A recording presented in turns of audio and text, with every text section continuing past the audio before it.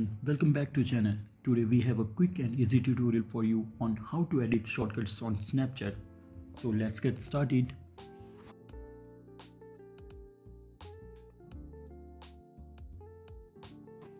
The first step is to open the Snapchat app on your device.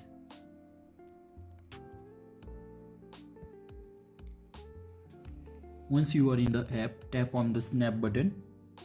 Click any photo. Now click here on next. Now go to this plus icon. Now here you will see your all shortcuts. So I'm selecting this shortcut.